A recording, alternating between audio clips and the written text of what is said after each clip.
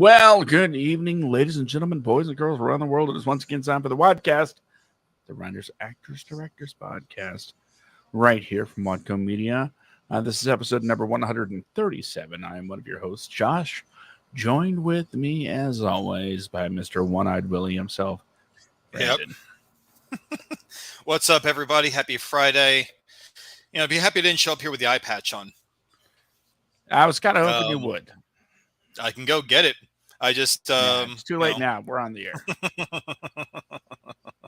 But no, for those of you tuning in that are not too sure why there's some jackass wearing sunglasses sitting in his home office with a ring light on and everything else. No, I'm not trying to be cool. No, I'm not a rapper. No, I do not think of myself that highly whatsoever. I have a sty in my right eye that is causing me to be very sensitive to bright lights. Hence why if you see right here, the ring light in my lenses, that's why I'm wearing sunglasses right now.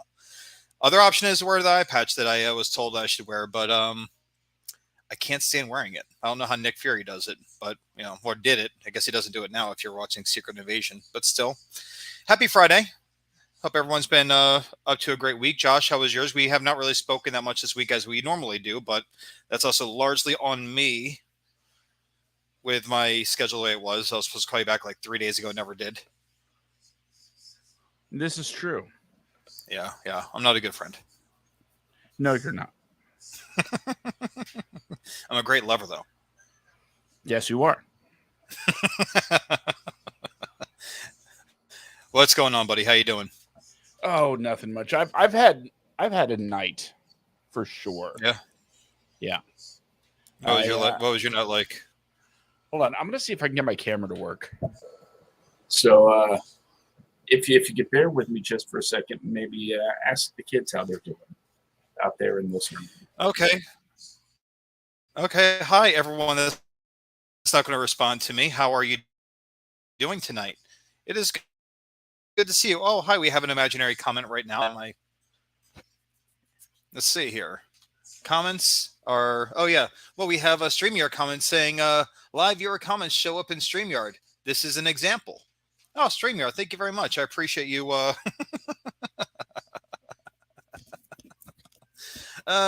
God, I'm so alone in this world. You got anyway, so yeah, it has been... What's that? Oh, there we go. Okay, I think the camera's working now. We good? It's working? So what, we're just going full Blue Brothers here, huh? Blue Brothers. Well, no. That's what they call the brothers at the bottom of the swimming pool. 1 second. I'm wearing the wrong sunglasses then. There we go. Now we match. See, I did some redecorating. You might notice behind me. Yeah. Sure did. Got some posters up. So anyway, about my day. I'm going to talk about my day. Had to, take the car in to get the alignment checked out. $100. It is what it is, whatever. But then I went to see Indiana Jones. Yeah. And the Dial of Destiny. I will be seeing that tonight, actually. I'll be seeing that tonight. What'd you think? I loved it. I think the marketing does much better than Kingdom of the Injustice. Yeah. Trying to see if there's a lag between our talking now. Because that wouldn't be great. There might be. It might be, but you want to do the whole counting game really quick? We'll do this while we're live. Sure, kids. If you want to know if you're, how far behind the person you're talking to is, this is how you do it. Okay, so Brandon, I'm going to keep talking. I'm going to start counting. So here we go.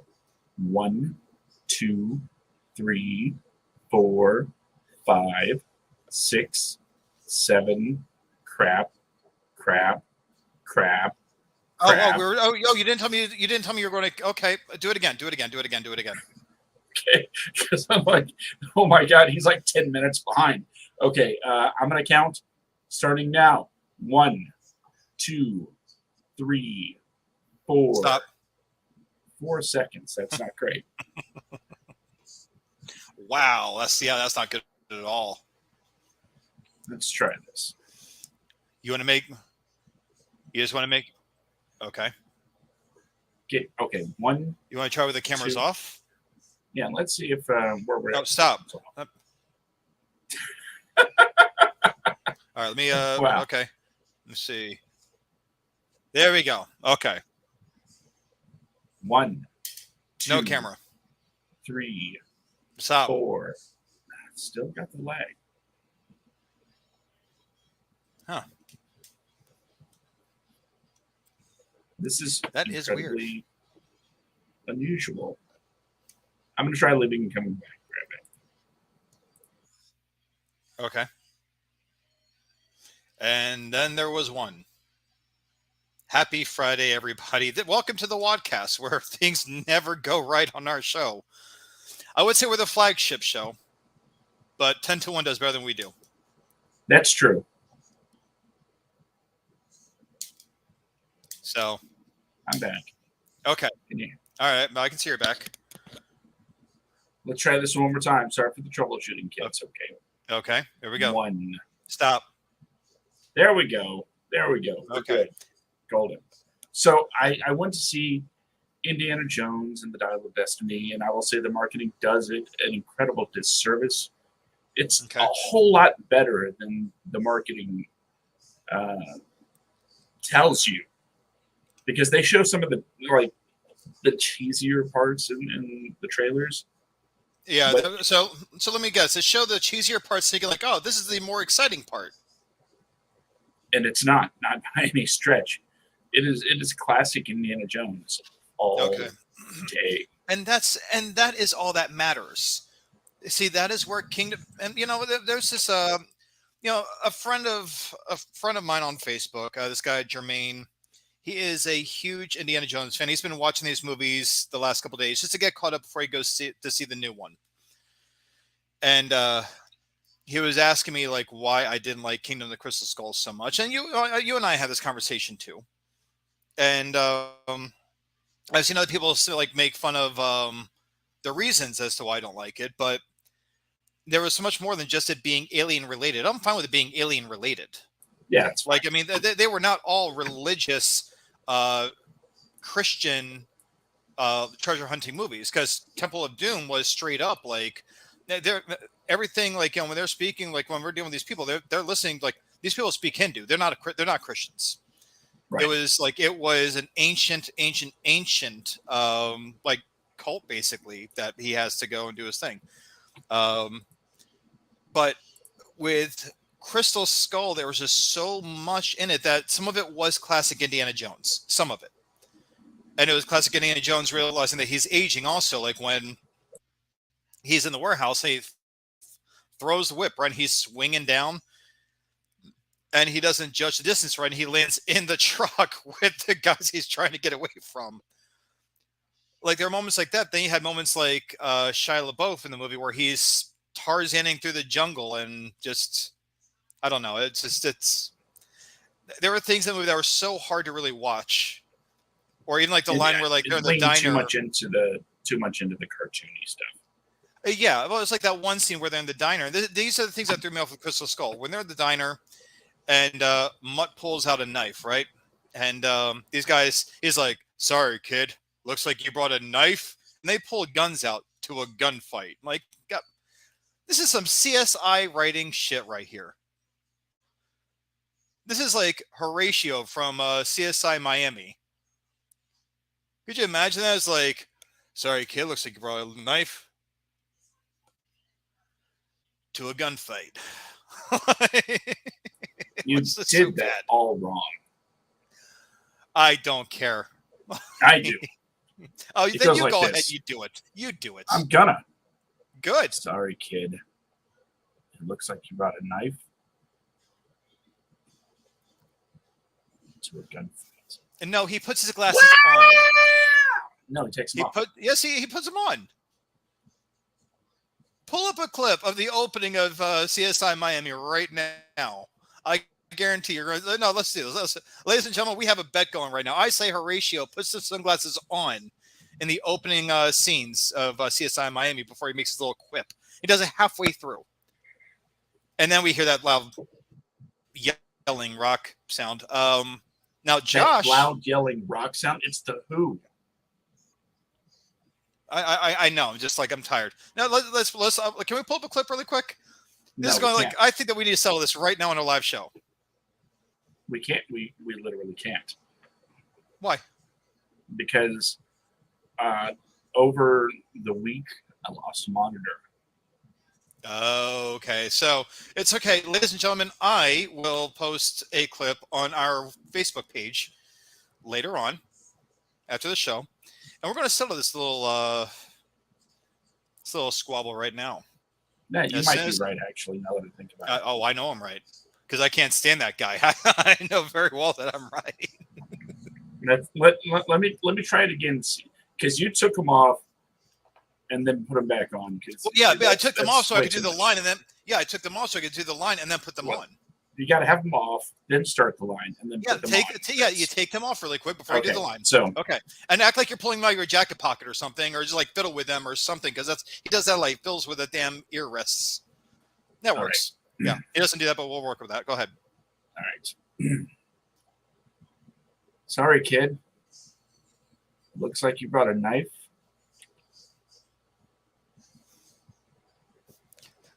That's just too long.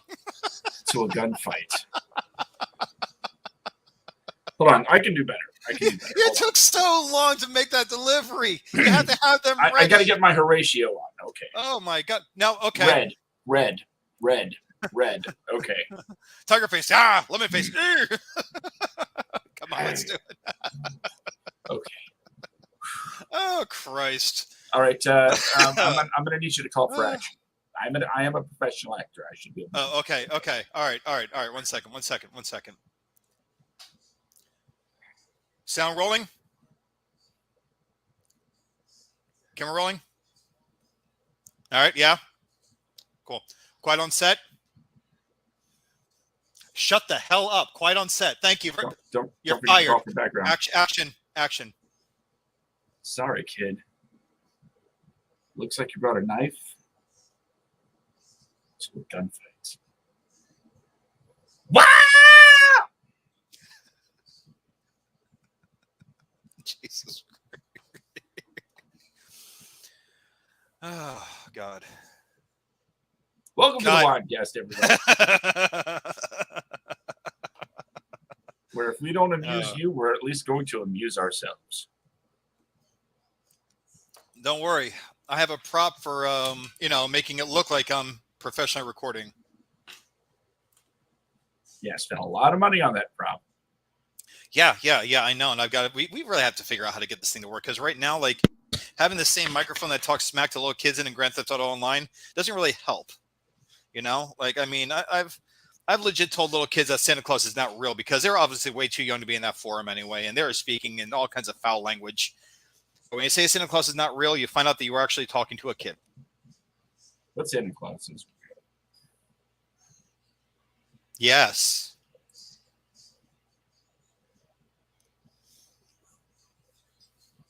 So after the movie, yeah, go ahead. The fam and I went to Buffalo. It was just me, my dad, one of the kids, and we got our appetizer fairly quickly. It was nice. I was like, oh, that was fast. Cool. And because I was trying to, play the Buffalo Wild Wings trivia stuff, but I'm looking around. They don't have any of the TVs on that channel for it. I'm like, what are y'all doing here? This makes. Yeah, I have the app to play along with the game, but you don't have any of these stupid TV set up for it. But the nachos got here quick, so yeah, I'm fine. And then my dad's burger comes out, like, okay, they go fairly quick. Like 5 minutes later, my kid's order comes out. I'm like, oh, okay. So they're bringing them out one at a time. That's quite the interesting way to hand out the food here. This Yeah. whole policy of nobody eats at the same time. And it's really interesting. And then another few minutes go by. Then another few minutes go by. Haven't seen the waitress. Just a few minutes go by. And then when she finally comes over, she's like, "Your order will be up in just a minute." I'm like, "Oh, cool, awesome." She got us some refills. Carried on. And then another few minutes goes by. It's like 20 minutes later. Still haven't gotten my wings. I'm really agitated at this point. And so a few minutes after that, my dad has already finished his burger. My kid's like, "Yeah, I'm done. I just need a box now." And I still haven't gotten my food. Yeah. So it finally comes, and I'm like, "You know what? I don't want it."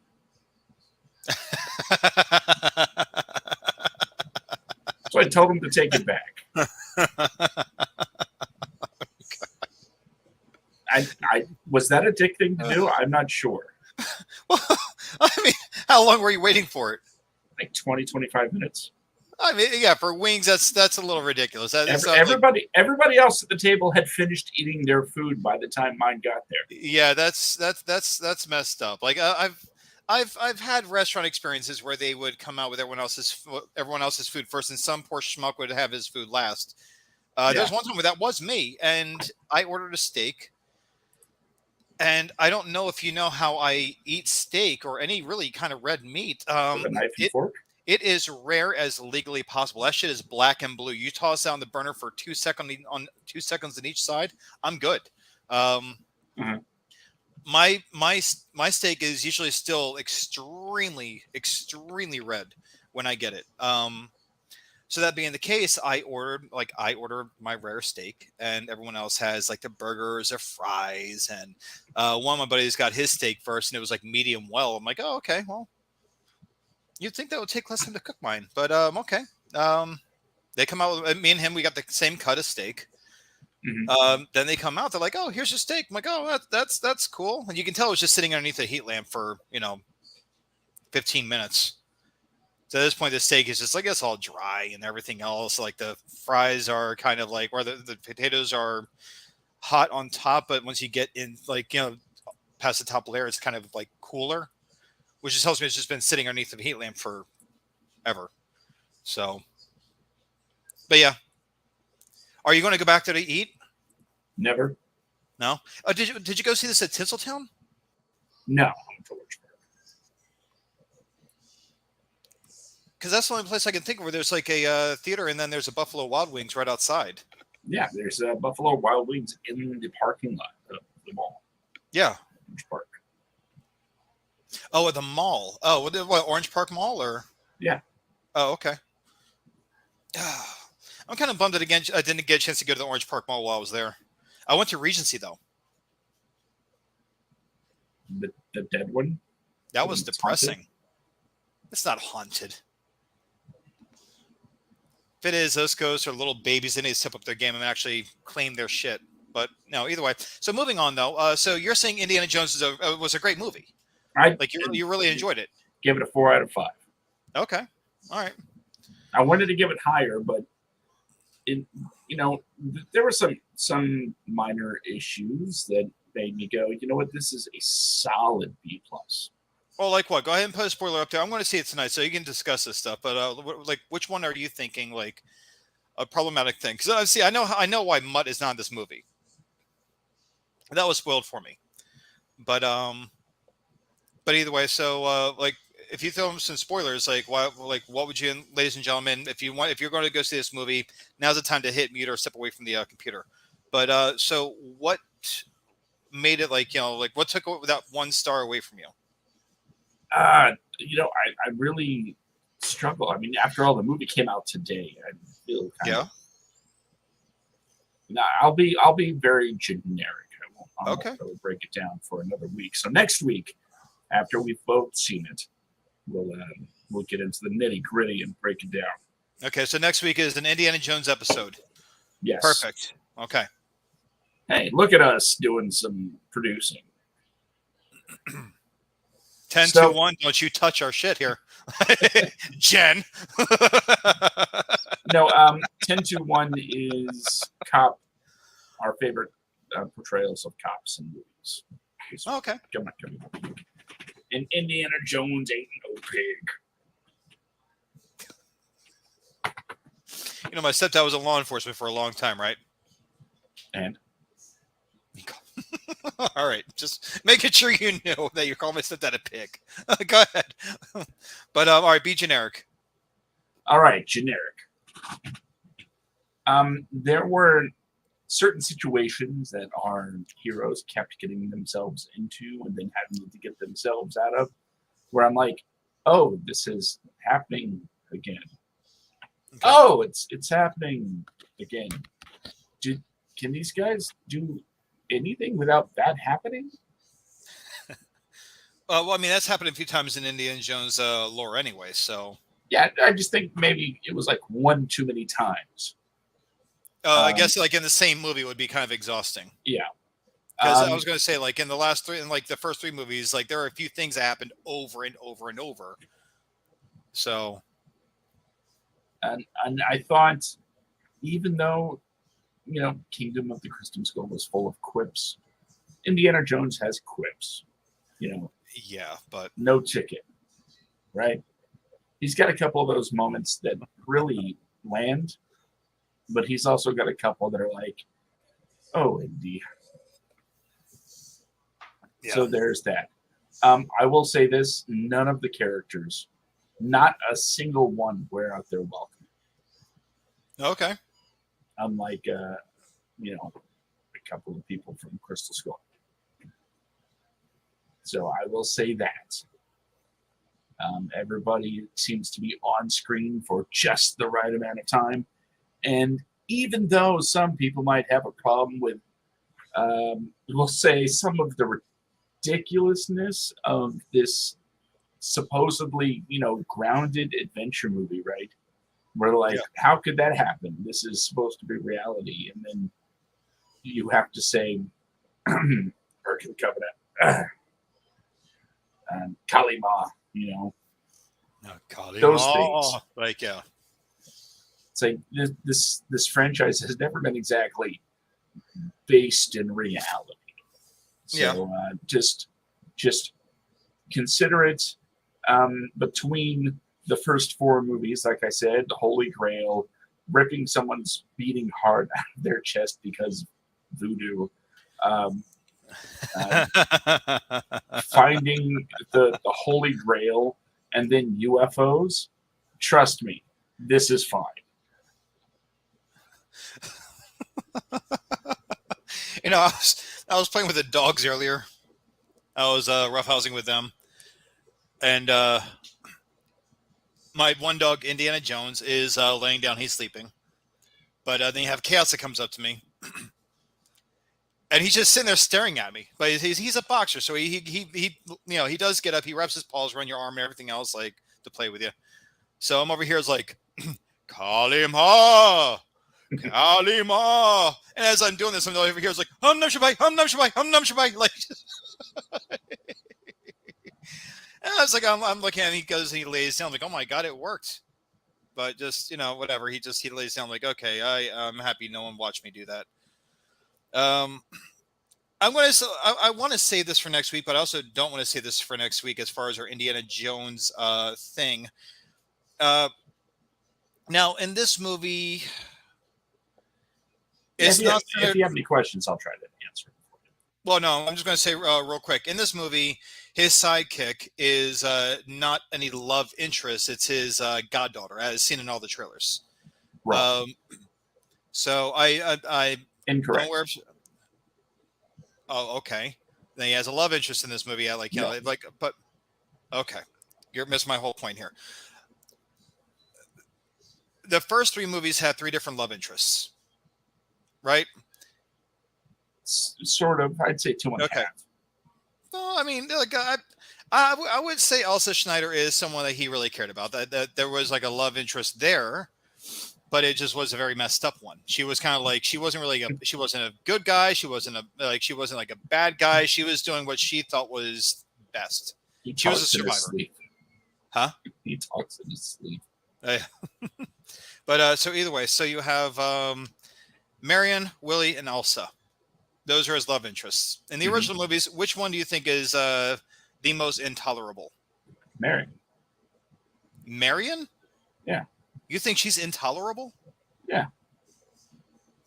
Oh my God, I would have gone with Willie. Kate Capshaw. Why do you think Marion's intolerable? That's so like she's the badass one out of all of them. What do you think? I was expecting that one. Why would you say that she's intolerable? I didn't have time to prepare for this answer. Okay. Oh my God! Oh, we're going to revisit this next week. I'm going to remind you of that one. Yeah. Please do. Wow! The most badass woman of all three. It's because she's a strong woman, isn't it? That's what it is. Actually, yes. But it's not in the way you think. It's not in the misogynistic way. I was going to say okay. Considering your offspring, holy shit. Okay, all right. No, I'm just saying. There's times when she's more badass than the actual hero, right? Yeah, sometimes. But she's also the damsel in distress a few times. Is she though? Yeah, when she gets kidnapped, they're carrying her around like the wicker thing, which I don't know why she didn't just roll out of it and knock it down, but more intelligent than the bad guys most times. I mean, let's face it. I mean, that is a movie where, like, as per Sheldon's girlfriend in The Big Bang Theory, Indiana Jones does nothing in that movie that would not make anything go differently if he was not in it. Yeah. Decided to be there to claim the ark. Some people say that Big Bang Theory. But okay, fine. I'm being facetious. I can't even say that strong badass women are something I don't like. Okay. I just didn't want to be wrong.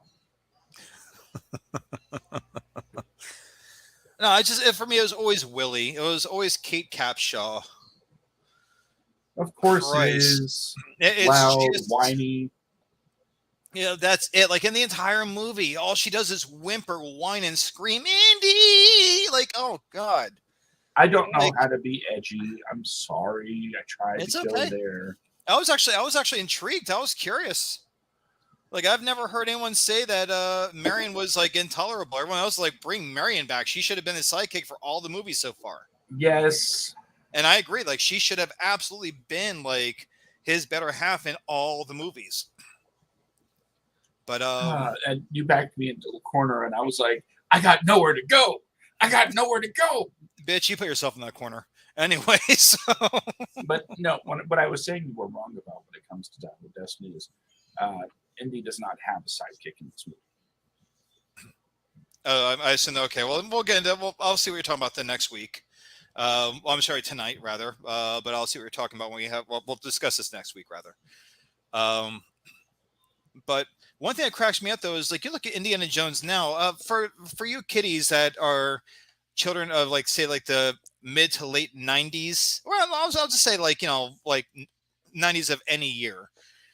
If you were a child in the 90s of any year, you were not raised with something called the Young Indiana Jones Chronicles.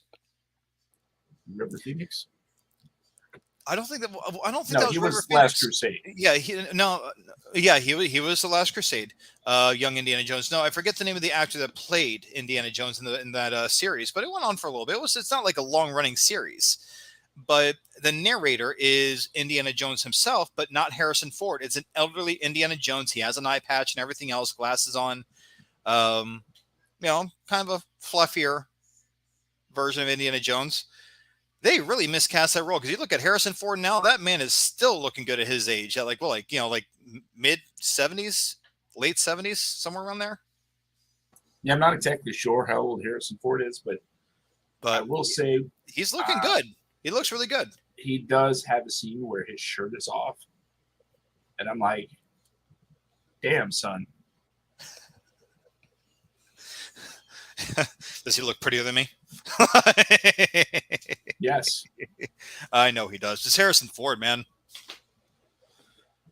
It's unreal how this man stays in shape. This man is in great shape for his age. But I mean, I remember like watching what was it? Kingdom the Crystal Skull back in like what was it, 2009, I think it came out. And when he survives that refrigerator that like tumbles away from the nuclear blast, and he comes out with like no broken bones or bruises or cuts or anything like that. They're sanitizing him, right? They're making sure he's got no radioactive anything on him, and he's got his shirt off. They're bathing him. Mm-hmm. This guy looked amazing. I'm like, holy shit! If I'm in my 70s, I want to look that good. Well, I think he was in his 60s there. I want to look that good now. Yeah. Like I mean, that guy's got like a granddad bod going, and he's like, it's not a granddad bod. It's like straight up like, I'm gonna go to the beach, take off my shirt, I'm gonna steal your girl kind of bod. And yeah, he will definitely do that. But as far as the movie goes, you're right. The adventure does consist of him and his goddaughter. But it's less cut and dry as it has been before as far as relationships go. Okay. And I will also say this: you saw it in the trailer where they showed the de-aging. Yes, it looked really good in the trailer. It looked really good. Now, this may be tiny spoilers. Since it has to do with the first, with the cold open of the movie, as Indiana Jones movies do cold opens. Yeah. You catch up with him in the middle of an adventure, right? And that's, he does that little part of the adventure, and then he goes back to whatever life he has outside of adventuring, and then that's when the new adventure comes out. Yeah. So you pop in on him as he's in the middle of something. The entire opening sequence is all about that Indiana Jones. So it's not just like a scene where they're like, oh, look, they de-aged Harrison Ford to be young Indy for a few moments. No, it is an extended cut. The whole opening sequence. Okay. And it holds up throughout. And that's the important thing. The last thing you want is something like The Flash, where the characters' faces are pretty much falling off, like the body doubles, right? Right. And so never once are you like, The Flash is better. Yeah. No, it's consistent. It's consistent in that what you see in the trailer. That's the quality you get throughout. And quite frankly, I was so impressed. But that's all I'm going to say as far as anything else. No, that's it. I'm looking forward to seeing. If I don't see it tonight, I'll be seeing it tomorrow morning sometime. But I'm looking forward to seeing the movie so much. Like it's, you remember what it was like when we were kids growing up. Like I remember, like someone was watching Indiana Jones with me a while back, and they're like, "Oh my god, this is like a PG movie," because it was a scene where it's just like you have Temple of Doom. That's what it was. It's a scene where he's fighting the guy on the conveyor belt, and his scarf gets sucked into like the crusher, and he starts like getting like pulled down while he's holding on to like this, while he's holding on to something and trying to get out. And as Indiana Jones gets up, that's right, he's holding onto a chain, and Indiana's holding onto the other chain. So as he's getting pulled under, Indiana's riding the other chain up, and you see like the blood streak on the wheel that's crushing on these rocks. Like you watch, it's like, oh yeah, dude, like punching the heart out of a guy's chest, a guy lighting on fire in lava. Like, yeah, I watched this when I was like 5 years old. I had a little stupid hat that a little like fedora for my grandpa. I had like, I think a jump rope where I took the other handle off of it. I had like the little whip going on. Like, oh yeah, dude. So I'm looking forward to feeling the same way I felt as a kid seeing an Indiana Jones movie for the first time, as opposed to how I felt when I saw Crystal Skull for the first time in theaters. Because it's a very different experience seeing Crystal Skull as an adult versus seeing Indiana Jones as a kid. But the other I, three movies, they still hold up. I feel, you know what? I'm not even going to rank Dial of Destiny until you see it. But you know it's in the top 5. Okay. Well, I know I'm going to go see, sometime this weekend, I'm going to go see Asteroid City. I love that movie. So I heard very good things about it. I was not too familiar with it because just like with work and everything I'm trying to do on the side, I haven't really had time to really sit down and look at new movie trailers. I did see the Transformers movie. I thought that was good. But past that, yeah, I haven't had a whole lot of chance to go really see, really make the most out of my AMC pass. I haven't really had a whole lot of time to do that. I can to make the most of my AMC pass. In fact, I already have my Mission Impossible tickets because I'll be seeing that first available showing. Got my, which one was it? Let me see, like what time Indiana Jones is playing tonight. Oppenheimer and Barbie. They're going to be coming out. I love those memes of Oppenheimer and Barbie. Says they're coming out the same day. You see these memes that people like, here's a Barbie mansion. They have missiles flying towards it. Like, oh God. But that is some brilliant marketing for Barbie. I will say it's some brilliant marketing for Barbie. If you love Barbie, this is a movie you have to see. Or I'm sorry, if you love Barbie, this is the movie for you. If you hate Barbie, this is the movie for you. So, what's that? That would be sport hating. What's that? What would be sport hating?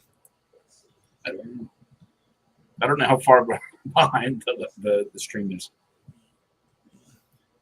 Well, the stream should only be a few seconds behind from what people are seeing versus how you and I like interact with each other. Right. So, but yeah, Sean, if you can just clarify what you're talking about, buddy, I want to know what you're talking about with sport hating. That's hating on the Barbie movie. Oh no, that's. No, I'm going to go see it because I'm curious as hell. Yeah, I'm looking forward to seeing it. Yeah, 9:45 Dial of Destiny plays, so I will be seeing that one. Had a good run of last. Okay, so 9:45 Dial of Destiny and Indiana Jones. I'll be seeing that tonight. That way we can actually have a show next week when we discuss all things Indiana Jones. I can actually have my dog as part of the show because he is named after the greatest archaeologist and treasure hunter in the history of mankind. Sean, guys, bear with me. I'm like working on one eye here. Like I had to get close. The missile's coming at the mansion. This is mostly about getting my term in the zeitgeist. Oh. So. I think when it comes to Flash, Brandon, the MVP of sport hating Flash. No, there's no sport hitting the Flash. I mean, they should just recast the damn role and should have made a better movie. If they wanted it to do well, that's what they should have done. I've been having discussions in the Nation group this week with a couple of the members as far as it seems everything always comes back to the Snyderverse. Yeah, and that's so sickening to me. Like, people, bear with me 1 second. People are acting like the Snyderverse is like the epitome of a masterclass in filmmaking, and it's really not. Hearing, or reading people's comments that, people don't understand story arcs, as far as Superman's concerned. And you know what? I'm going to make this relevant to news because we do have a new Superman cast and Lois Lane. So that it's been on the top of people's minds recently, especially replacing as they see it, Henry Cavill as Superman with this new guy. The memes have been out there for sure, saying he's like a store brand version of Henry Cavill, and It's what it is. They look like Superman. How about that?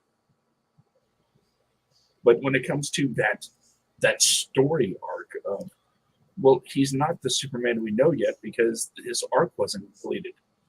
But looking at the plans that No. Zack Snyder had talked about, it was okay. So Superman's going to go from dark and brooding to, dead, and then he's going to be resurrected and turn into a fascist dictator, and then he's going to be the Superman we all know and love in the fifth movie. Seems like a bit much. Okay. Seems like a long That's way his to plan go for just to Superman? get there. Well, that was Zack Snyder's plan for Superman. Why not just make it damn? What's that? Oh, that was Zack. Was that you said that was Zack Snyder's? Yeah, That was Zack Snyder's version of plan. Superman. Yeah, where he Okay. is dark and brooding, as we saw in Man of Steel. Then he I got dies you. in Okay. Batman vs Superman. Then he comes back in Justice League, and then the last two. Well, the fourth movie is supposed to be Injustice, so he's a fascist dictator and controls everything with an iron fist. And then they send the Flash back to change the past, and then he becomes the Superman we all know and love. You know what cracked me up? Here's one thing that I don't think we brought up when we broke down the Flash the last two episodes. This will be the last time I ever discuss this movie on the WADcast, unless I'm drunk and really pissed off. But which is likely. When hey, you know what? I've not been buzzed on the show. Not even buzzed in a long time now. But in the Zack Snyder's version of Justice League, at the end of the movie, the Flash goes back in time, right? Mm-hmm. Okay. Why was it treated as if he just found out he could do this in the Flash movie? When he's not only time traveled, but gone to alternate universes. With alternate universes, but I'm talking about the whole time traveling part. He seems surprised by that one. I don't know. He's done both of those things before. I'm just saying. It's like, see, the Flash is what happens when you have writers that did not watch material to keep up to date with the character. Although I will say that he does mention the time traveling from Justice League. Okay, I must have missed that part. The thing is, I was so tuned out by the end of by the time, like, I don't know, the whole catching babies and everything else. It really just kind of took you out of it. Yeah, 100%. I was like, I can't do this. This is not the best superhero movie I've ever seen. It's actually one of the worst. I'd rather watch Morbius again. I think it was when he was talking to Batfleck where he was like, yeah, I've gone back in time a few minutes before, but I've never gone back a whole day before. I got you. Anyway, coming off of this, what cracked me up is like the Zack Snyder fans they're blaming James Gunn. Yeah, that's for a lot of stuff. wild. That's what I'm seeing all over the place. Like, well, it was great before James Gunn came in. Like, what did James Gunn do? Well, he asked for reshoots of The Flash, and how dare he? I'm like, well, okay. It has nothing to do with the writing process. The story is not by James Gunn. He did not direct it. Asking for reshoots is asking for reshoots if it's going to fit in his new thing. And I had to see where he asked for reshoots. But I don't like. I hope that Aquaman at least has a good turnaround because I like Jason Momoa. I think he's great as Aquaman. I think he does a good job with an edgier version of that character. He made this a is really. my home now. He is one of the people that actually brought back a relatively bland character and made him awesome. Best part of Fast X. So that being the case, I'm holding out hope for Jason Momoa. I would have been fine with Gal Gadot, Ben Affleck, and Jason Momoa coming back as their roles in a James Gunn version of Batman, Wonder Woman, and Aquaman. It's not happening, but I would have been down for it. Mm-hmm. But the whole thing is, it's like just the way these people are blaming James Gunn for everything. Like, oh well, like the last couple of movies for the DCU with James Gunn's like James Gunn just took over. You have to blame Zack Snyder's vision for that one. They're playing their best cards to keep up with Zack Snyder's vision. That's what they're doing. That storyline. Things I'm sure have been changed, but also the reason why The Flash was so horrible is that a script was passed through the hands of like 10 plus people to get to that movie. Like that's a lot of cooks in the kitchen right there. John says they are blaming James Gunn because they want to sport hate.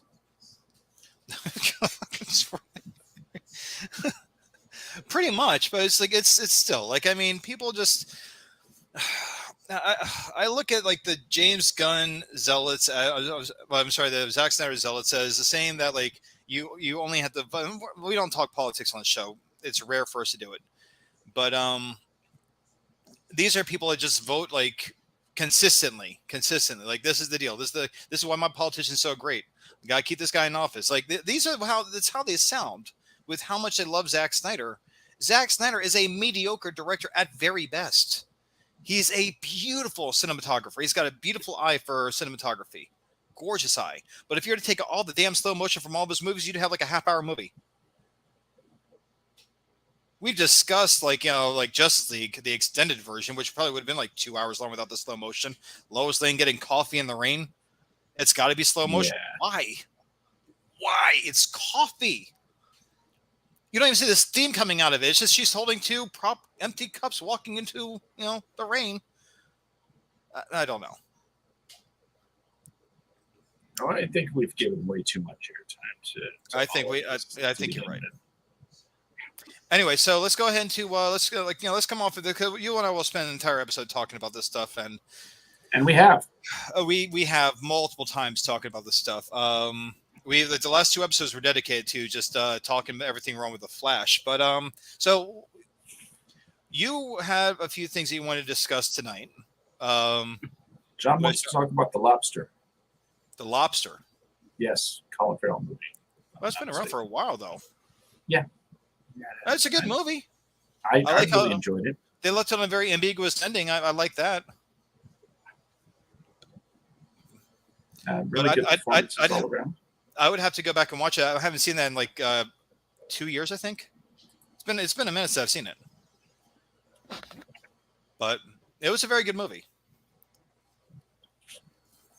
I'm going to see my Letterboxd account.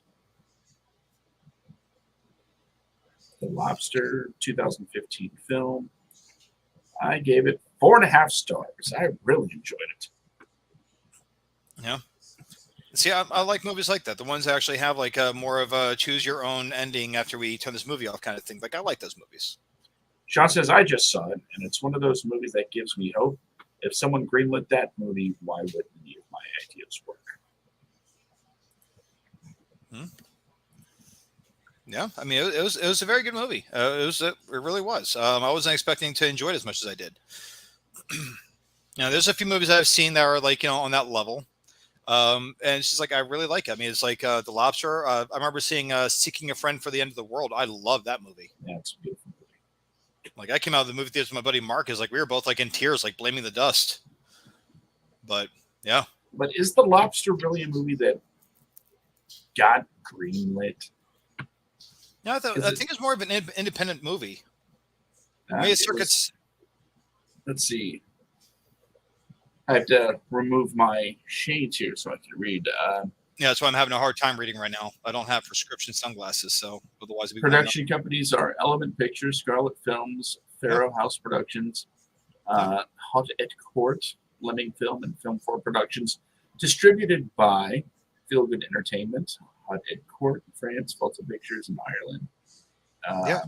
It was an independent film at first. Straight up indie, has no major studios or distributors attached to it. Yeah. And that's why I've mentioned on the show before. If you want to see really good movies, go the independent route. We've discussed Relish at great length. Relish is a great movie. Sean, if you ever get a chance to watch that, it's on Amazon Prime right now. It'll make you feel so damn old, I promise you. I think it's on Peacock also. I think so. But yeah, I mean, there are some amazing independent movies. Because I mean, hell, even going back, there's quite a few movies that you would never expect to really make its rounds in theaters that actually ended up doing pretty good. And the same goes for horror films like Terrifier. Terrifier is an independent film. It is now a few years after it was made and gained traction, now coming into theaters. I intend to see it. So, I think I did see a poster for it recently. What, Terrifier? Yeah. Oh yeah, I'm sure of it. I think Terrifier. I think those movies are hysterical. They are gory as hell, but they're funny. If you have a strong stomach and you don't mind some gore. I do, and I don't.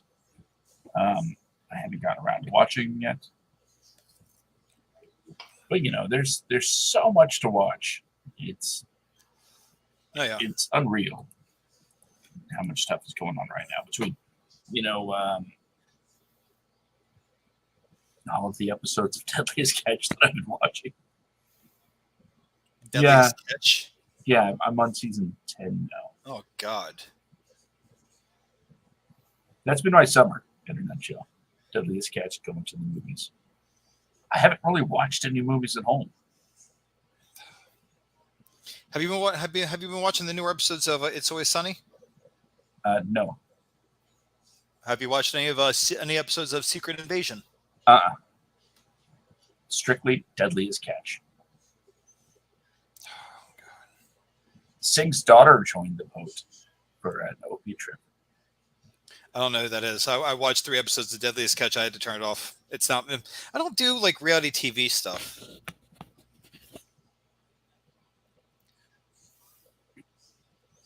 Mm-hmm. Even documentary style reality television, I just can't do it. That's fine. Not everybody has great taste. No. Some of us watch Deadliest Catch. Mm-hmm. And prove some early taste. But I lived in Alaska, and I long for the days where I can go back there and, not be in Florida anymore. No. Because today I was driving around and my temperature gauge, the thing that says how hot it is outside. Yeah. Once again hit triple digits. And I know some of you in Texas and the middle of the country are like, just 100 degrees.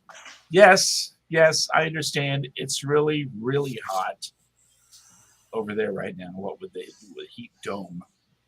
Pushing things to like 120 with the heat index. It makes anyone feel. It's 72 for me right now. When it reaches triple digits in Florida, you do have like stifling humidity that makes it impossible to breathe. Oh, dude, remember how bad my hair was when we did our photo shoot from that humidity? It looked like I hadn't. It looked like in those pictures, it looked like I didn't even wash my hair for like 3 damn days, and it's only because I just took a shower that morning. Just the humidity alone, like my hair was just like soaking wet just from the humidity alone. I looked like the world's fattest homeless man. But that had nothing to do with humidity. I wish I could say that I bloated up because of humidity. Nope, I'm just a big fella. Oh God, I do miss Jacksonville to an extent. But no, so like there have been a few things going on this week too. The Actors Guild, a lot of prominent, very prolific actors have mentioned they're standing in solidarity with like the writers in the strike. And what was it, like July 2nd? I believe the SAG will go on strike. Well, it looks like, as I'm reading this from the LA Times, I haven't had a chance to review this, so I'm going to be reading this cold live on the air from bear with me because I'm going to butcher this staff writer's name. Anusha Sakui, staff writer for the LA Times, writes, SAG-AFTRA, Hollywood's biggest union, has agreed to extend negotiations with the studios to allow for more time for the two sides to hash out an agreement that could avert a second industry strike. Hollywood writers have been on strike since May 2nd and have been predicted actors would join them on the picket lines. SAG-AFTRA members had already voted overwhelmingly in favor of allowing their leaders to call a walkout as early as Saturday if no deal was reached. The current 3-year film and TV contract expires at 11:59 on June 30th. It doesn't really say what coast that is, though. You're dropping the ball, Sakui. But in a statement Friday, the 160,000 member union and the Alliance of Motion Picture and Television Producers, which bargains on behalf of the studios, agreed to continue talks past the contract deadline to allow more time for the two sides to reach a deal. The current contract will be extended to July 12th. So I'm not even going to go on from there because essentially the SAG union has agreed to wait until July 12th to decide whether or not to actually strike, which has already, like I said, been approved, but I guess they're thinking they're closer to an agreement than not, and could take this next couple of weeks to kind of push it over the line to get them where they need to be. You know what cracks me up though is that the studios are buckling. They usually buckle to like the Directors Guilds, the Actors Guild, stuff like that, right? They buckle quite a bit. The Writers Guild, and I'm sorry, the most important of the three, because without the writers, you have nothing at all. Nothing. You have old scripts you can go back on. You can like go through things that you purchased years and years and years ago. And that's fine. You have those scripts that like these studios have these scripts that they can go back on. You can't sell a script. Hell, my option that I was working on is null and void as of right now until this is over. And if it's still standing, then I'll be set. But during a strike, if you're a writer, you're not selling anything. And if you even do sell something, be prepared to never be part of the WGA in your life. You will get blacklisted.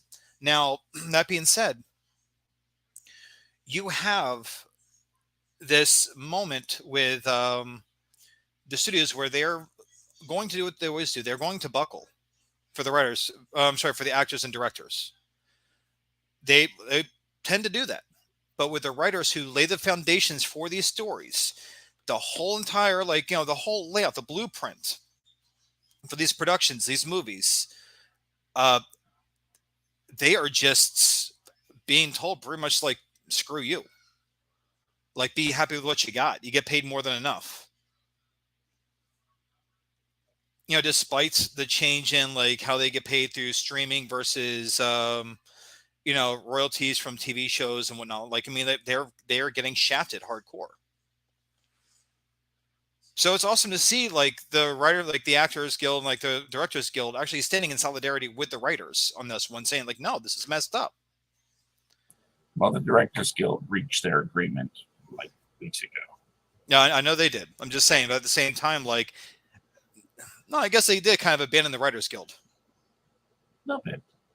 So, yeah. At first, it was great because they're like, "Oh yeah, what's going on with the writers? That's horrible." Oh, thank you, Master. We got our deal. All right, yay!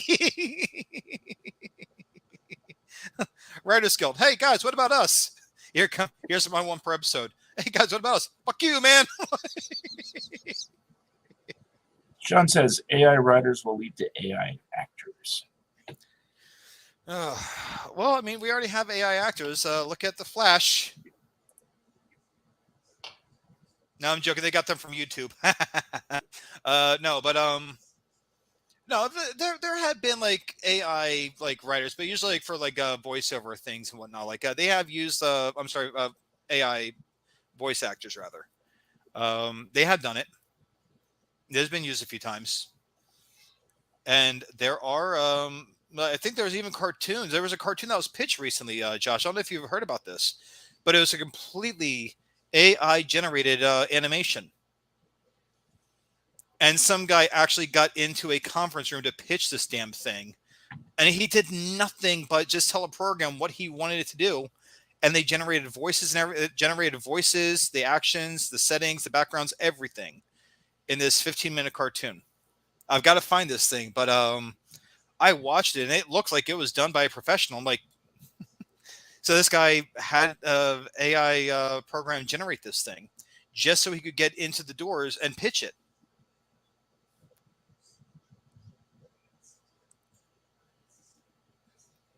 Have you heard about that? No, in fact, I'm quietly contemplating how jealous I am, because anytime I see an AI program and I'm like, all right, we're going to create something with this, everything I get created looks like it was done by, how do I put this? An idiot? Well, you have to be careful because there's another guy that had an AI generated children's book. He didn't even write it. He went through Chat GTP, right? That's what it's called? Mm-hmm. Okay. He went through Chat GTP. He told them that he wanted a children's book about this, roughly, I think, like 20 pages long. And then he ran this children's book through an AI program, which came out with like a cover, came out with artwork for each page. And then he sold it on Amazon, made some money off of it. But you had artists that actually designed these pictures. Right. Or like a picture of the character, and this guy got sued. So it's not always the answer. I just don't have any luck, I guess, putting in exactly what I'm looking for in the prompt, because I had, if you recall, a few weeks back, AI write an introduction to this show, and it was not good. Let me see if I can do something really quick. Let me play with something. This isn't that kind of show, Brandon. Can be. Let me just turn this camera off here real quick. Speaking of Wheel of Fortune, Ryan Seacrest is going to be the new host of Wheel of Fortune. That's right. Pat Sajak is retiring, isn't he? Yes, he is, and I think Ryan Seacrest is like the only other guy in LA that's working as much as Nick Cannon, but for completely different reasons. That guy's had like 8 jobs for like 20 years now. Yeah. Neither one of those guys ever says no to work. No, it seems. No, I mean, it's not a bad thing. No, he does very well for himself. He does very well for himself. He is very much adored by a lot of celebrities and like people that a lot of others could only dream of meeting. He's adored by a lot of these people. Mm-hmm. He is a very charismatic guy. I've gotten a chance to meet him before. He is a very sweet person. He's actually a really cool dude. Like he hikes Runyon Canyon once in a while. I walk past him like, oh my God, Ryan Seacrest, how you doing, buddy? He's like, oh, I'm good, man, great, have a great day. Like, oh, you too. Like, all right, I thought you were gonna be a dick. That's good to know, I guess. Yeah, nice guy. So I ran into a few people hiking Runyon Canyon. One of these days, if I run into Kevin Smith again, I'm gonna have to like wear the WADcast shirt. Be like, hey, what's up, man? When you coming on our show, buddy? You follow us. So yeah, just going to name drop a few people. I need you to read that to me, Josh. I can't read it. Sean says my favorite pair of Knocked Up was when Seacrest said he was more famous than the people he interviews. Oh yeah, favorite part of Knocked Up. Yeah, I'm more famous than half the people we interview anyway. We just need someone to say, "Cut the shit."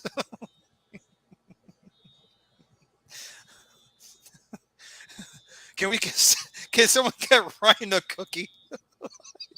I'm sorry, I'm pissy. Cool. It's such a great scene. But anyway. But yeah, going back to this whole strike thing though, dude, it just baffles me. It's AI can only do so much. And you Right. and I had this conversation last week where AI, if you're going to use any kind of artificial intelligence software for anything, it Mhm. should simply be to touch something up on small little levels. Just trim the fat somewhere, like just like trim the exterior somewhere along the line. Make it acceptable. Like Yeah. just whatever. Because a spell check is AI. Like just go in, check the grammar, check the spelling, check the pacing, things like that. But AI cannot write emotion into story.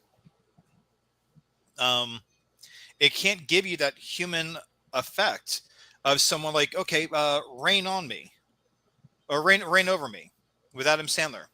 There's no way in hell AI could ever write something like that. Terminator, sure.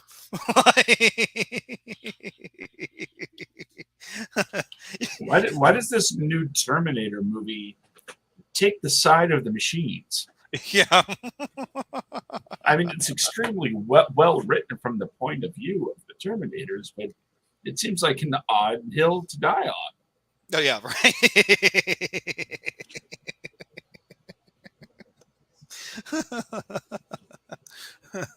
uh, why, why are the credits in like a binary code? And somehow Arnold Schwarzenegger is still uh, the most famous person in the movie. But I mean, seriously though, it's like you have these movies where you can already see that AI would just make it worse. Um, but you have studio heads that are so stupid, and here what cracks me up is Netflix is even considering AI. Netflix, you Netflix is the one that produces Black Mirror. Mm-hmm. Have you ever watched Black Mirror? Yeah, I just hadn't watched the new season. See, the machines are already. Oh, okay.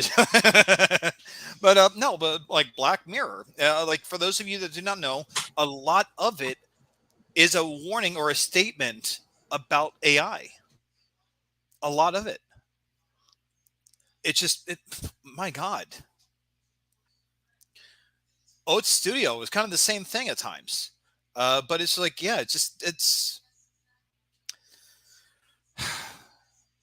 what was it? Love, Death, and Robots is another one. You okay over there? What happened? I'd lost connection to the internet for a moment, Oh, okay. which is weird because I have a wired connection. Oh, okay. No, but it's like, well, you have these movies, like I said, like these shows, like I said, Black Mirror, Oat Studio, Love, Sex, and Robots. You have like what is it, Love, Sex, Love, Death, and Love, Death, and Robots. You have these shows on Netflix that warn against AI. Netflix like, oh, more AI.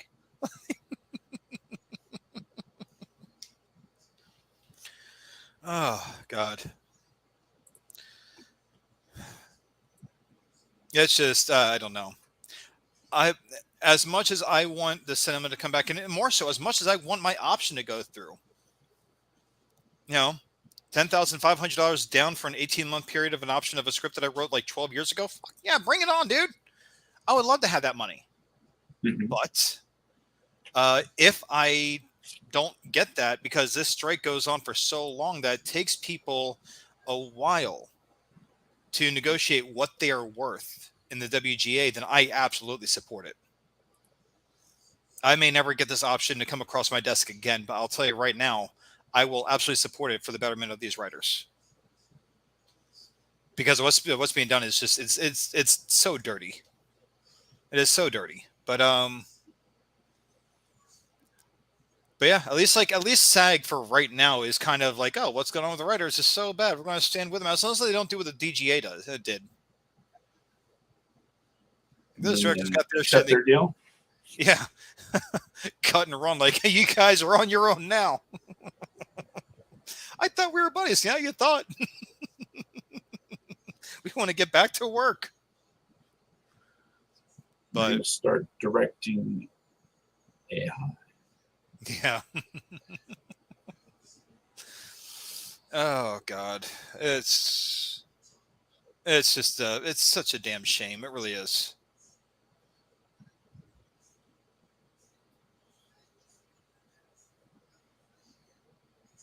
What you reading there, buddy? Huh? Said, what you reading there? I'm trying to pull up one of my other talking points I had here for this week.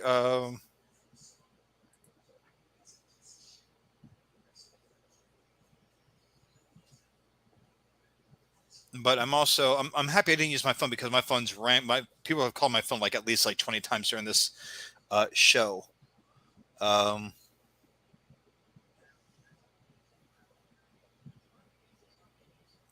Oh, and while we're talking about people that contact you, at the top of the show, I made a bit of a comment about Indiana Jones not being an officer of the law. I believe the comment was, "Indy ain't no pig." Um, let's be absolutely clear here. I have no ill will towards any specific law enforcement officers, and I don't want to downplay the ones that do a tremendous job helping people out on a daily basis. But other than Deadliest Catch, I have been on this weird police audit video of binge. You know how it goes. It's, am I being detained? I don't have to show you ID. You know, people being purposefully irritating to test the limits of police officers and government officials. Um, and I gotta say, it's not bad what they're doing by any means. In fact, what they're doing should be a reminder to everybody that, hey, we all have these things called rights. So watching like video after video of government officials trying to encroach on and in some cases outright violate people's rights get you in a mood. yeah, Because after all, you only see kind of like the interesting stuff. Otherwise, it's, you're not going to see very many videos of someone going, "I don't have to show you my ID. Do you suspect me of a crime?" And then the officer going, "You're right. I don't suspect you of doing anything. Just figured I'd ask. But since you don't want to give it to me, fine. It's cool. Have a great day." It wouldn't have any views if it did that. So it wouldn't be pushed to the top of things to watch. So yeah, naturally, when you start watching these things, it's going to keep giving you videos of everybody just kind of being a jerk to each other.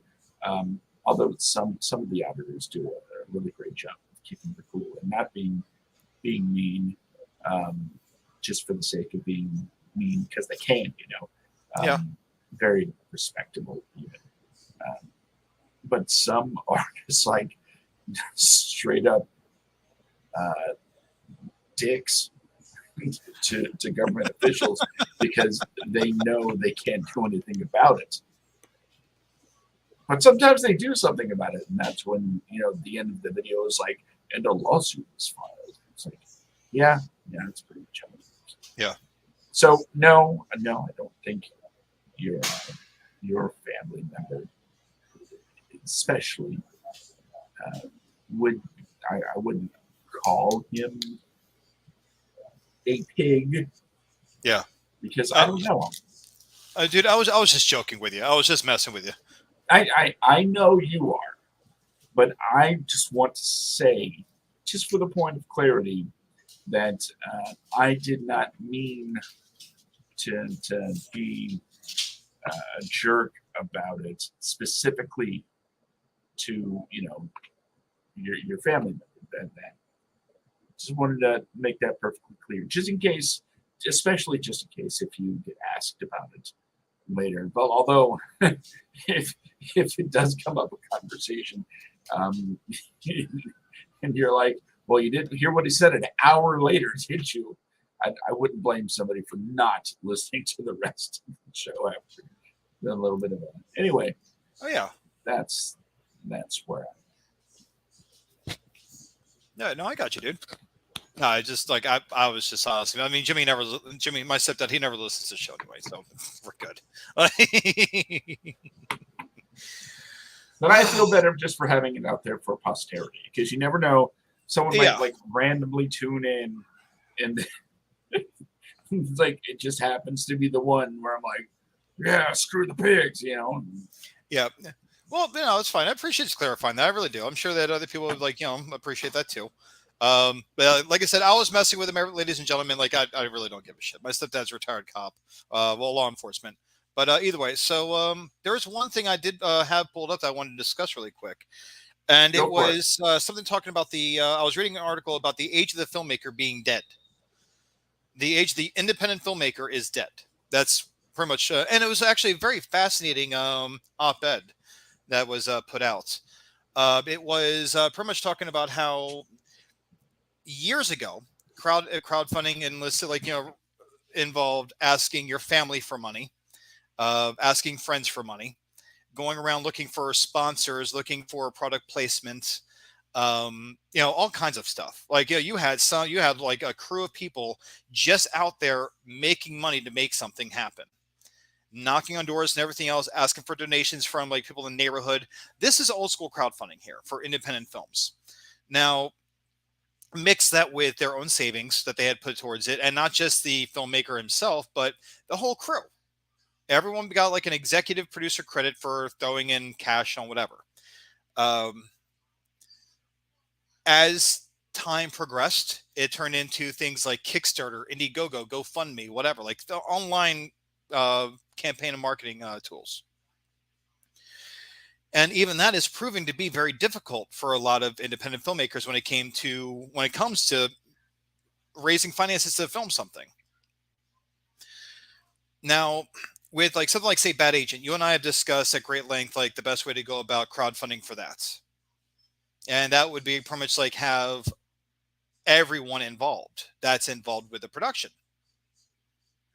Like you, me, Brian, whoever else, anyone that wants to stay on board, we got to finance this ourselves. Like, find ways to get this out there to get people to finance it. Right? That's what we discussed before. Including people in Jacksonville, stuff like that. Like how the best places to film the whole thing, whatever. Now, evidently, according to this article, they mentioned that even doing stuff like that is a dying art. To becoming a lost art in itself, doing that.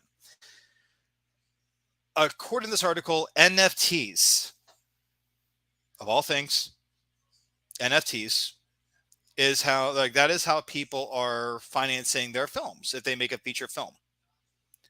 They're creating NFTs that go along and coincide with their movie or their production, whatever it might be, and they're trying to sell them. Which I look at that, like I looked at the success rate of NFTs actually going for a lot of money, and it's rare. It is rare. Why are you on mute? so you can talk. Oh, okay. Well, you can like I feel weird when you're on mute. I like it when you cut me off once in a while. Okay, because I do want to cut you off by saying that is the dumbest thing I have ever heard in my life. And that's see, I was waiting to get a reaction out of you. I was hoping that you'd say something about this, because I didn't know if I was like, when I was reading this, it was so bad.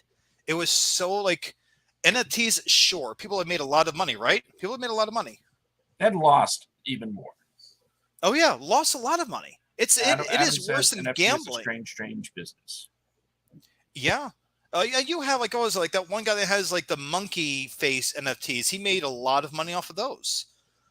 But that is catching lightning in a bottle. It sounds like it was an article written by somebody that is trying to sell their NFTs. I'd have to go back and find it. This is earlier this week I was reading this, but I was so baffled by this. And one of our co-writers, Brandon Sparks, sweet guy, awesome dude. But he mentioned about like making NFTs, getting involved in those, and I hope he does well with it. But with me, it's just not a tangible way to spend my time. Not for me. Like you, Josh, you've seen the stuff that I draw and everything else. I'm very, I can draw. I'm very good at creating like art, works of art. I've always had that talent. I'm very good at what I do. But even then, I'm sure I can make a bunch of NFTs. I just would rather spend that time doing something else as opposed to make like digital tokens that are worth like absolutely nothing and hoping to God like each one sells for like $100,000 or something. Like I don't know. It's such a risk. And of all the NFTs that are out there, less than 2% are worth a damn. And that's 2% of, oh God, hundreds of thousands, if not millions of these little things. So probably even less than 2%, probably, 0.002%. But yeah, that's what it's saying. It's like, so it's saying like things like with what you and I are trying to do with how we how we've spoken about crowdfunding. It says like, oh, your best bet is to make a short film and just make it for free with friends and then put it in film festivals, which that did work for the person that you know in Florida at the 48-hour film festival. And that has happened in the past. We have had a whole episode based around short films that turn into feature-length movies, or at least got people's foot in the door to make feature films through studios. James Wan is one of those people that he made that short film for Saw way back when, in like 2003 or 4, I think. And it just blew up. And now look at James Wan. Look what he does. Oh God, what was the guy's name that directed Shazam? That also directed Annabelle Origins or whatever it was. But he wrote and directed the short film Lights Out, and the studio just threw money at him to make a feature-length version of it because it did so well on the independent circuit and on YouTube. Lights Out did amazing in the film festival circuit. And he started going off from making a horror film to now he just makes whatever. Automaton Transfusion, one of our very own Jacksonville, one of our own Floridians from Jacksonville, Florida. He made this movie, Automaton Transfusion, way back when, and he's gone on to direct some very, moderate things. But he's in that circle, like only like the outskirts of it, but he's still in that circle. He's in the orbit around the sun, but he's like one of the further planets from the sun. Okay. But if that makes sense. So he's not Pluto. I think Tamawaso is more Pluto than anything else. If not, like he's just like an asteroid, kind of like gently floating through the solar system somewhere. What was that shark movie that you just made? That who just made? Tommy Wiseau. Oh, I don't know. I didn't know he made a shark movie. Yeah, just came out recently. It's a second feature. I saw Best Friends. I thought that was okay, actually. It is. Huh? Said I don't think that one was his. He was in it, but I don't think he was. Okay. Well, I think that was actually his. What's his face? The buddy of his that wrote The Disaster Artist. Let's see, Big Shark. And that's the name of it. That sounds like a Tommy Wiseau film. Big Shark.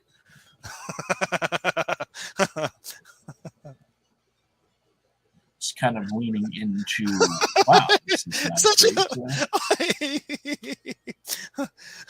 you named the movie Big Shark. Why'd you name it Big Shark? Because it's about a big shark.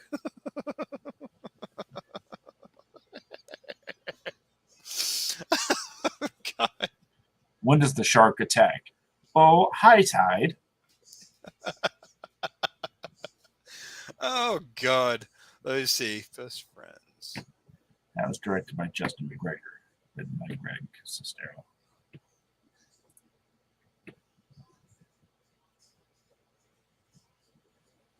Yep.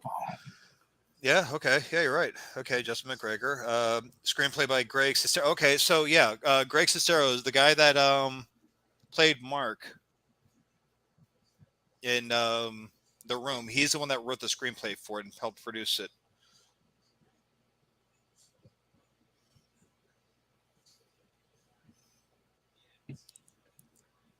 Big Shark. Oh my God. Horror drama. I guess it'll be another year before they add comedy to that.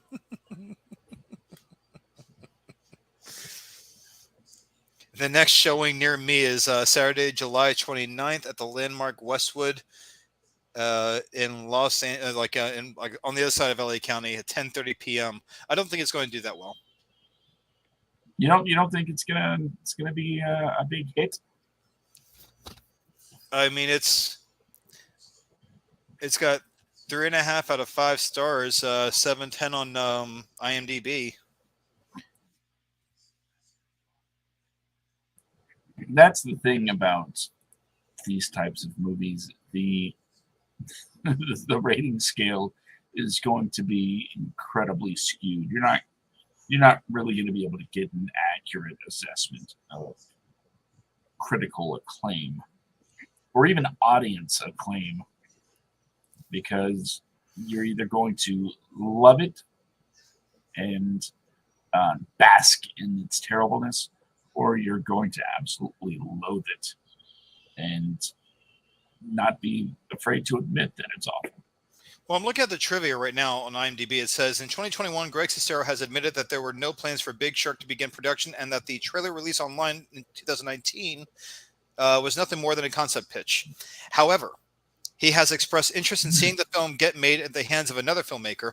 In March 2023, however, a new trailer unexpectedly dropped, revealing that Wiseau had finally completed the film and would be released later in the year. So it's coming out sometime this year.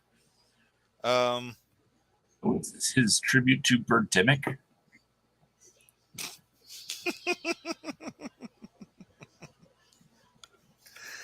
Oh God, Birdemic.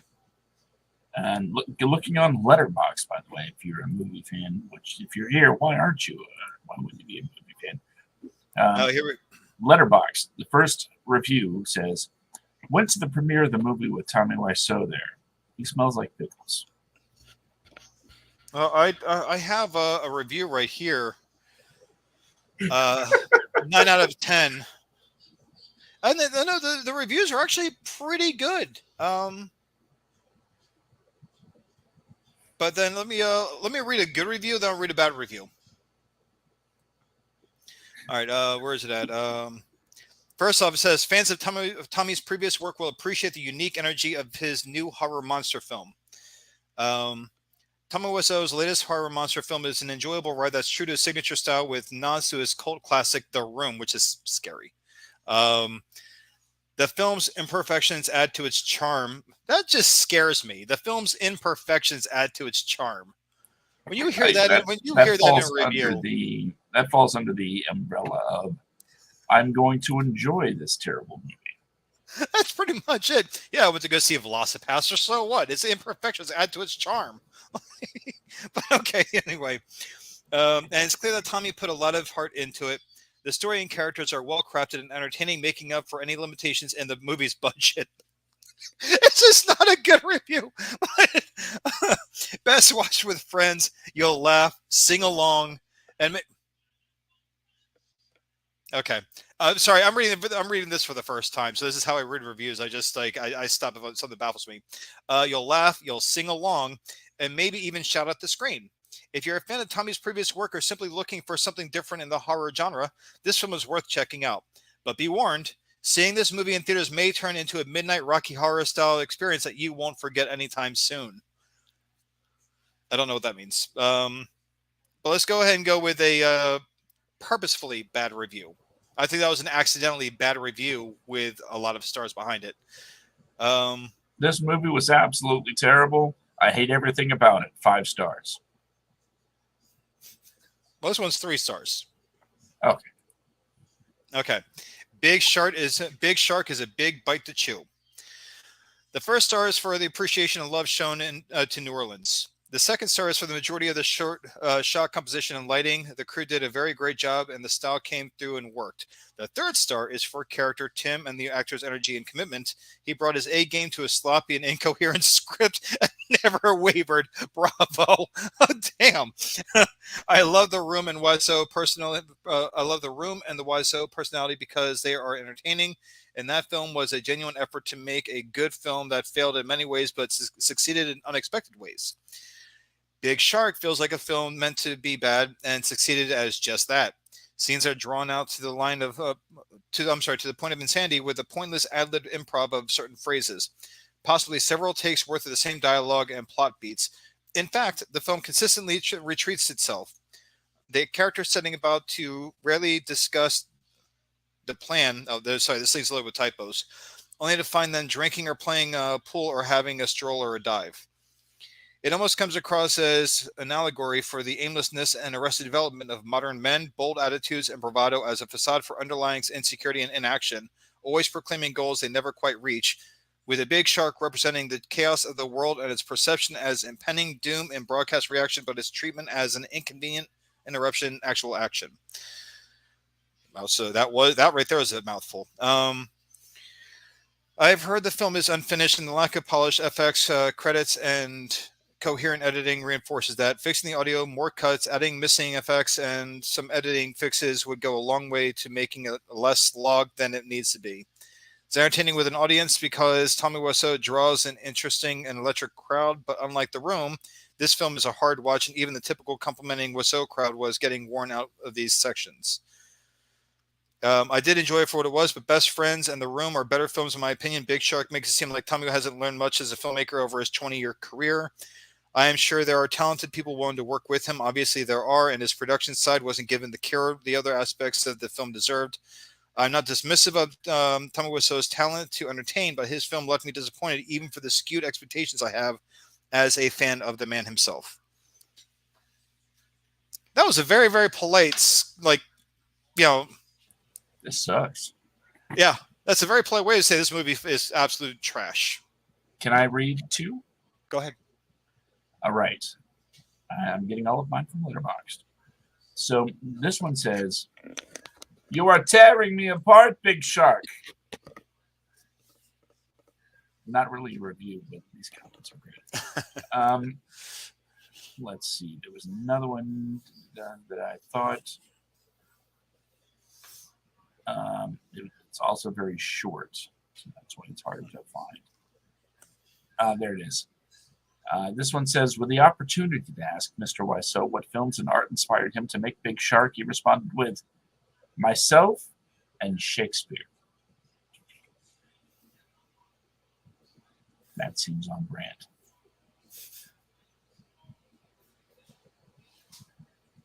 These are, let's see. Premiere with Tommy Wiseau in attendance. Incredible, unbelievable. I'm obsessed. Met Tommy and many of the actors involved. Get a signed poster, and Tommy misspelled my name. He wrote Jasul instead of Jacob. He even hit on my girlfriend. Wow, what a weird and hilarious night. Can't wait to see this again. Own a copy from Grape Juice Plus. 5 stars. Nice. This one is kind of it's from VJ, and it says, you know that trailer? Yeah, you won't see any of that in the movie. I kind of love at the party at the end. Everyone is wearing Big Shark t-shirts, exactly like the ones they had for sale at the concessions. Yeah, 3 stars. So Big Shark is a little minnow. We gotta make these like really good, really good, I don't know, analogies. We just need to have like an entire show dedicated to criticism of movies. Yeah, that'd be great. This one, 1/2-star review from Travis Kugler, says, might be the worst movie I've ever seen. It was incredible. Tommy Wiseau is a legend. Best Q&A theater experience ever. 1/2 star. Might be the worst movie I've ever seen. It's incredible. That's awesome. Haley says, I really didn't think he could do it again. Well, he did it again. 1 star. Oh, God. All right, I'm gonna have to watch this movie now somewhere. I don't I'm gonna assume that these guys got like advanced screenings for this. No, it seems most of them went to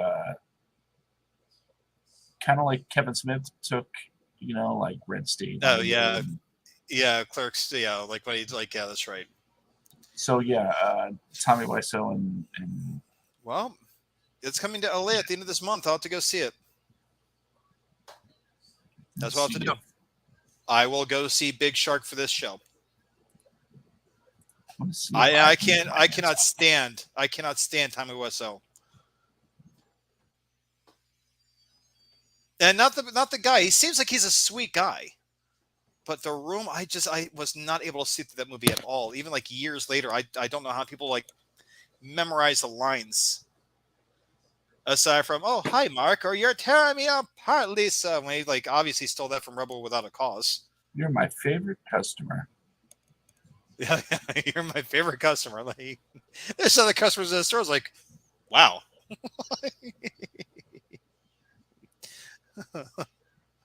God. The fact that he didn't know that dog was a real dog. I'll watch Tommy Wiseau over Neil Breen any day. Yes, Oh yeah. Yeah. Okay, fair enough. All right. There's someone worse than that's Tommy, but that's no yeah. Berman, he's hard to beat as far as being just like, actually, you know what? I'll say this, Adam, if you get a chance, go watch Inflix.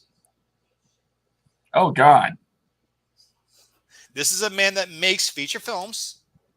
He does make feature films. He's put out quite a few of them. Born into Mafia.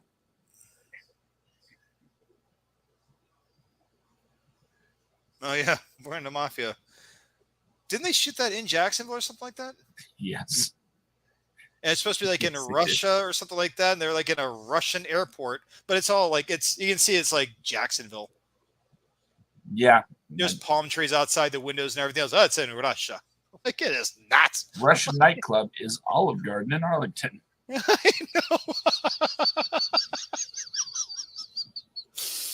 Oh God. Oh man. They filmed so much of that movie so illegally it's ridiculous. Everything about that movie is ridiculous. But you know what? It got made. It did get made. You got to give them that. We are talking so much smack about this, but they're just so bad. But you know what? They got made. Now imagine if you had a good story to tell. They didn't let things like money or talent get in their way. They did what they were gonna do. Oh my God. But no, it's like it's all guerrilla filmmaking. All of his movies, so it's all guerrilla filmmaking. Even the special effects are just done like obviously from either his phone or his laptop. Yeah. But you know what? He gets shit done. You do have to respect that Gotta level. respect that. Like, I would love to have him on our show. Like, I cannot sit there and be like, oh, I watch these movies; they're so good. Like, I would be supportive, be like, hey, you got them made. You have one up over a lot of like wannabe filmmakers that talk shit about other filmmakers. I can say stuff because I've gotten things made. I have room to talk, but I don't have like 20 feature films on YouTube. Like that guy's already caught up to Martin Scorsese's career because I feel like he wants to embody Martin Scorsese with his stories he's trying to tell, I guess. Like the mafioso kind of things. But it's just That reminds me, Born into Mafia had a sequel. I forgot about that one. That was yeah, and there were a couple of other those movies that I saw, and when I was watching them, I started seeing a familiar face or two, like a friend of a friend type deal. Yeah.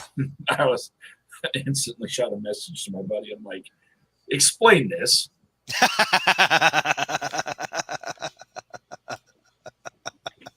That's great. What do your friends say? You're just making movies. Like, yeah, I guess you are. Hey, you know what? Kids got made. Kids was very illegal, and like that. That's how Rosario Dawson got discovered. She was sitting on the stoop at her mom's house in the Bronx. The guy's like, "Hey, you want to be in a movie? Okay, sure." Rosario Dawson's beginnings as an actress. Adam says Kevin Smith remains a miracle. Kevin Smith, what? Remains a miracle. Well, I think his storytelling has gone down, but it's like it's also aged. He's one of the filmmakers I can honestly say that as he's gotten older, you can see like the difference in his views of the world as he's filmed. Mm-hmm. So, and you see like how much having his daughter Harley Quinn Smith, like having her, like she's done a lot to, you know, with his changing. Like he's admitted that she's helped him change a lot. So with that, like I mean, you know, with the Jay and Silent Bob reboots, people are like, people have said a lot of bad things about the movie. And I actually personally liked it. Like, I mean, you see these characters getting older, and then Clerks 3, like Clerks 3, I really enjoyed Clerks 3. I didn't expect to like Clerks 3 as much as I did. I didn't like it as much as I thought I would, but I did really like Clerks 2 was the best one out of all three of those movies, easily, hands down. But wrapping up the characters the way they wrapped up, I mean, like just showing the characters aging and struggling with how old they're getting, I think makes his movies even funnier. Like, especially the Jay and Silent Bob reboot. Like, I mean, they're still idiots. They're still just like mindless. They're functioning idiots. But as they're getting older, you kind of see like, what was it, like the movies girl? It's like breaks out the night talking about cutting off his old man balls or something like that. But I will say this with Kevin Smith, like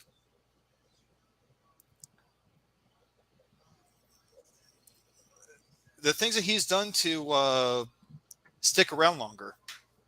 Because I think he quit smoking cigarettes by smoking weed. I think that's what he said.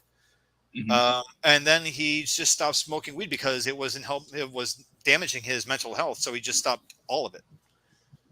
This is a man that's completely sober. He doesn't smoke. He doesn't smoke anything. He doesn't drink anything. He just, So I got him to be more like Josh. Yeah.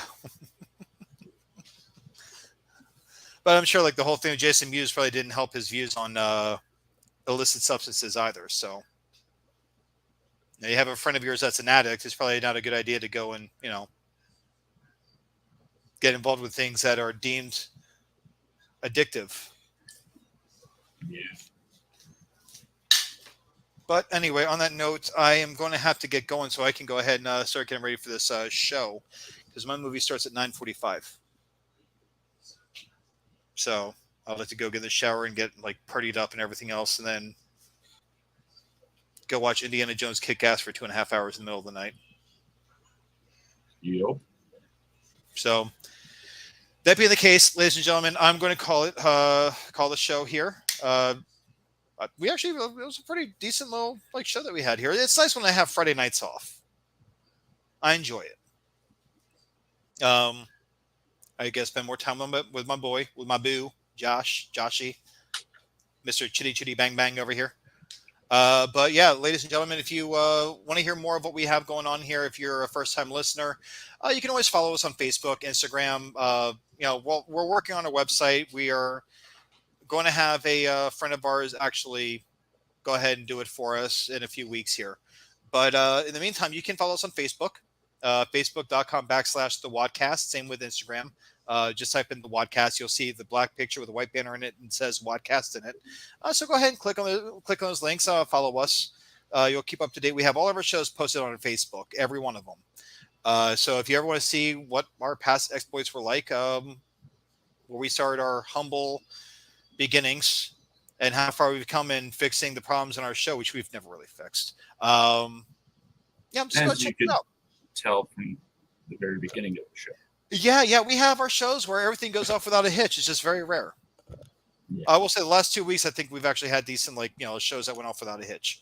But yeah, so meantime, just go ahead and go check us out, ladies and gentlemen. Give us a follow.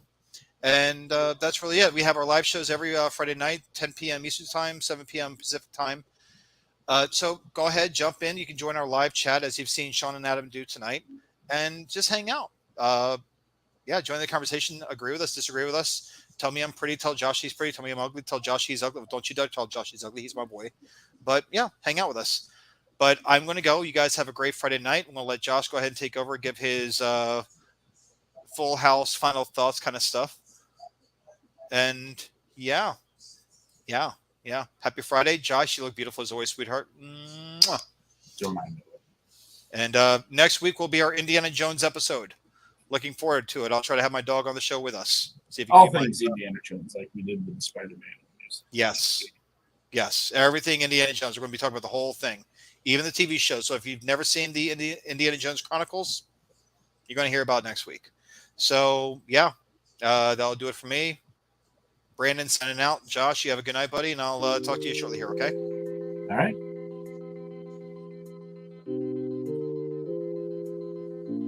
All right, kids, you know the music means.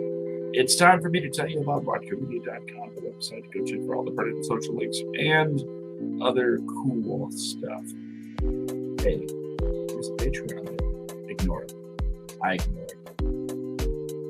Why? Because there's also merchandise link there.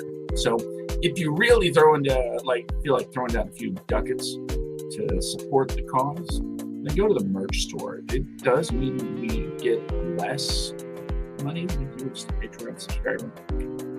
But it means that you're not just investing in the idea of something that might happen, but at least you'll have something physical, something tangible in your hands to show for the money that you spent to support what we do.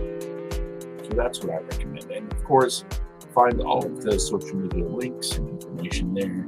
That way, all in one place. You can find Facebook pages and the Twitters, I guess. I don't know. But simply, if you want to keep following everything that we do, Electric Media's Facebook page is where everything is uploaded immediately when the shows go live. Give it a like, give it a follow. Keep up to date on when we go live. We appreciate you for being here. Appreciate you for supporting us on a weekly basis. And we are so happy to do this show to talk about writers, actors, directors, every spot, every job, and set in between, and to show our love for the things they produce and put out. It takes a lot of work to make a movie. But you know what? What they all have in common? They have this thing called initiative.